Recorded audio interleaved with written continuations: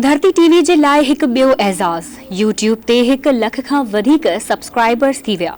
Silver button हासिल करे वरितो। सिंध जे मक़बूल तरीन चैनल धरती टीवी हिकु ॿियो एज़ाज़ हासिल करे वरितो आहे।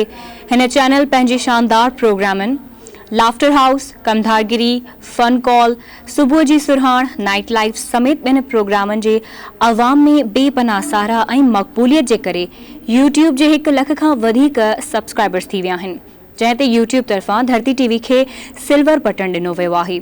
सिंधी मीडिया में इंफो एंटरटेनमेंट चैनल में धरती टीवी पहिरियों चैनल आहे जंहिंखे इहो एज़ाज़ मिलियो आहे। बहितरीन प्रोग्रामनि जे करे ऐं अवाम जे ताउन सां ॾींहुं ब ॾींहुं धरती टीवी यूट्यूब ऑफिशियल जा व्यूज़ रोज़ाने जी बुनियाद ते लखनि में वधी रहिया आहिनि। हिन कामयाबी में social media incharge Zahid Chandio समेत जावेद जोखियो, ताहिर आराई, सोहराब सोमरो, अलीगुल मल्ला, शेर दिलगाहो, हैदर कादरी ऐं आसिफ पंवर गामू जी कोशिशनि जो नतीजो आहे। अस्सलाम वालेकुम। तमाम धरती टीवी ॾिसंदड़ खे मुबारकबाद हुजे। तव्हांजे ताउन ऐं साथ सां अॼु असांखे यूट्यूब ते सिल्वर बटन मिलियो आहे। असांजी कोशिशि आहे तव्हांखे वधि में वधि एंटरटेन कयूं ऐं हे कोशिशि जारी व सारी रहंदी। ॿियो आऊं तव्हांखे ॿुधाईंदो हलां, धरती टीवी सिंधी मीडिया में पहिरों इंफोटेनमेंट चैनल आहे खे हे एज़ाज़ मिलियो आहे, जिन जे लाइ आऊं पूरे सिंध वासियुनि जो शुक्रगुज़ार आहियां।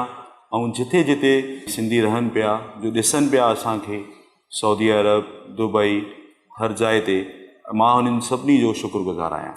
हे कामयाबी सिर्फ़ु मूं अकेले जी न आहे, हिन में पूरी टीम जो साथ आहे, जंहिंमें सरे फ़हरिस्त ताहिर आराई, ज़ाहिद चांडियो, जावेद जोखियो, ज़हीर मीरजत, सोहराब सोमरो, अली गुल ऐं पूरी तमाम टीम जिन जिन महिनत कई आहे, उहो सभु हिन में आहिनि।